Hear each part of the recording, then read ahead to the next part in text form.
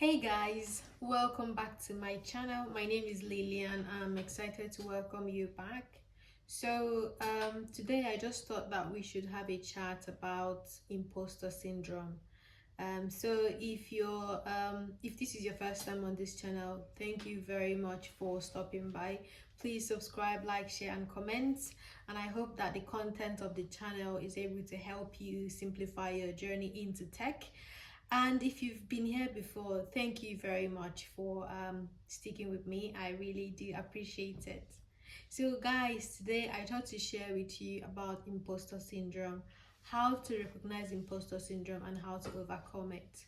So first of all, why have I chosen this topic of all things I could have been telling you about? Now, the reason is because when I first started my role, my new job, I had the imposter syndrome for like a week non-stop. And now when I speak to some people, they say like I've had the same experience. It was really hard, and they tell you how they managed to get over it. So, and I thought now if there is ever a time to share this type of topic with you, it should be now when you're going through your journey.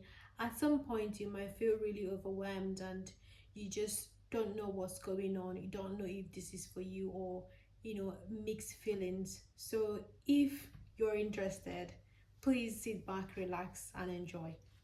All right, so imposter syndrome is one of those topics that have really gathered attention over the years, and the reason for that is because it applies to different categories of people, from graduate students to top executives in companies. So people you would think, oh, this person has it all, why would they be feeling this way? Everyone can feel the imposter syndrome. So what is imposter syndrome? It is that feeling of, what am I doing here? Do I have the skills? I think I'm a fraud. I shouldn't be here. Everyone else is better than me, and very soon they're going to find out that I know nothing. I've been learning HTML, CSS, and JavaScript for like a month now, or for like 6 months now, and now I want to start applying to jobs. Who am I kidding? They will soon find out that I know nothing, and people with degrees and masters and PhDs would be preferred for the job. And then slowly you begin to retract into your shell, and it just kind of keeps you back from where you should be and who you should be. It's not a fault of your own. It's something that at least 86% of us in the world feel, according to Healthline. So now I'm going to walk you through how to recognize imposter syndrome in your day-to-day life. So it's important that before you can be able to overcome imposter syndrome, you understand when you're feeling that way, you understand when the feeling arrives, so that you can then work yourself towards solving the imposter syndrome or the feelings that you're getting. The very first one is this: when you start doubting your abilities, when you start doubting your successes. Now I want you to pause and realize that this might just be imposter syndrome knocking on your window. Do not give it the chance, do not give it the opportunity to invalidate everything that you've achieved in the past years or months or weeks or days. I want you to know that any moment where you begin to feel like you do not deserve everything that you've got so far, please take a break and realize that imposter syndrome might just be very near, if not already there. So guys, some of the strategies that can help you overcome imposter syndrome is acknowledging your feelings and actually speaking about it. So for example, when you have that feeling of self-doubt, when you're beginning to question all that you've gained in the past week or the past year, when you're beginning to look deeper into the compliments that people give to you at work or in school, maybe it's time for you to talk to a trusted friend or a mentor.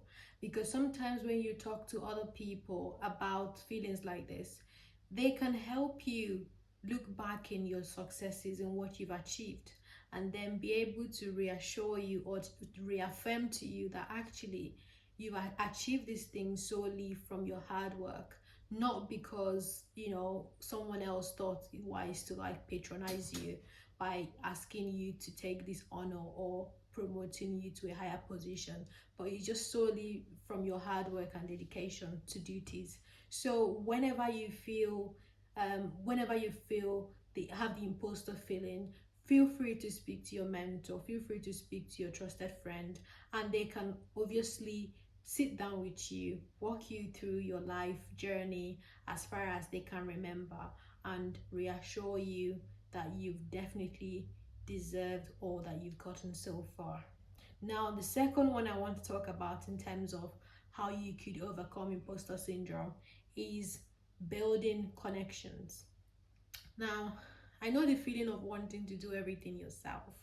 When I started out in my journey, there are times when I felt like, well, asking for help, people are just going to know that I don't know anything. But then over the months, I realized that we are stronger together as a community. Your community can be able to provide you support. Your community can provide you review. So asking for help, building that meaningful connection with other people who are into the same things as you are. For example, tech communities, coding communities, and like any communities in general where people do the same things that you're interested in. They should be able to always help you, and of course you help the community. That way you build some sort of network synergy that will pull you through tough times, such as when the imposter syndrome is lurking around. Now guys, the third one I wish to talk about is challenge your doubts. So there have been times when I feel like what I'm getting, okay, for example, when I first got my job, I felt like, what do I know? Why would someone want to pay me this amount to even do this thing in the first place? Like, I'm not an expert or anything. I'm only just learning and I'm very new at this. But then when I sat down and took stock of what I already know and what I can bring to the table, it just totally made sense to me that, okay, now I see why I even had to pass the different interview stages and got to the point where I was offered the job. So the moment you begin to doubt yourself, I would say that you sit down and actually try to find facts. Now, the fact that you were able to sit down in an interview and pass the interview, that's a fact that someone else at the other side of the table thought you had something that would benefit their company or their business. So that means something. That means you're not a fraud. That means you actually are very well qualified to be where you are. So whenever you feel that way, please take a break and remember to cross-check the facts against your feelings. Now, the next one I want to talk about is avoid comparing yourself to others.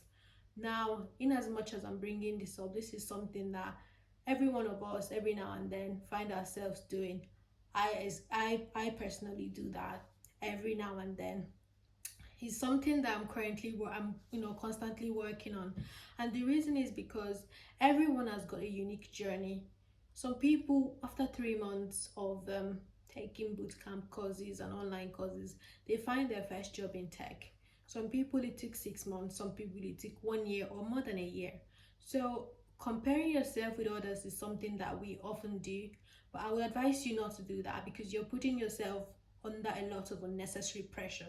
Everyone is unique in their own way. Everyone has got time, their own timing. So there is no way to pressure yourself into achieving things that would be yours anyway. I would suggest you give it some time and things will fall in their places. When you put so much pressure on yourself, you get yourself burnt out. You see yourself doubting your skills and abilities, and you measure your progress based on other people's success, which is like a recipe for failure. So I would strongly suggest that you do things in your own time. You realize that you've got your strengths and weaknesses. You realize that you're unique and you've got your abilities, and just let things follow the natural flow, because I'm very, very sure you're doing the best you can.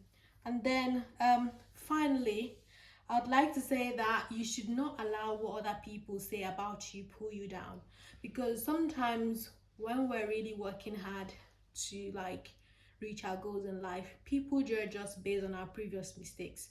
People say, well, if you graduated at the bottom of the class in the university, what makes you think programming is for you?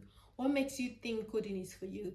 It's like for complete geniuses, people who know what they're doing, people who are out there to change the world. So why waste your time? Why try to get into this field? This field is not for people like you. And when you let this thought creep into your head, it kind of distracts you for a moment or two, from achieving your main goal. So my advice to you is, no matter what people say to you, no matter what challenges you face, just remember the bigger picture. There is space for everyone in the world of tech. Tech is very broad. All you need to do is to find your niche. And guess what? Even if you're not really sure what your niche is, just remember that you're not stuck in any one place forever. You can be somewhere for 6 months, and if you're not enjoying what you do as a job, you can move somewhere else in tech. So you're not mandated to stay somewhere for the rest of your life. So that flexibility is there, the mobility is there, and it's now up to you to lend your talent to the world. So guys, I hope I've been able to help today, answer some of the questions you may have about imposter syndrome.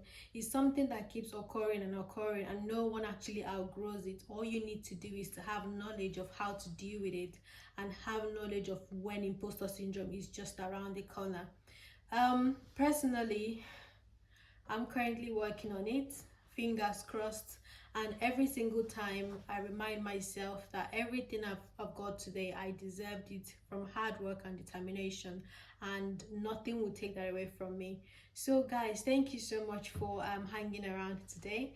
It's been a pleasure having this chat with you, and do have a lovely week ahead. Thank you. Bye.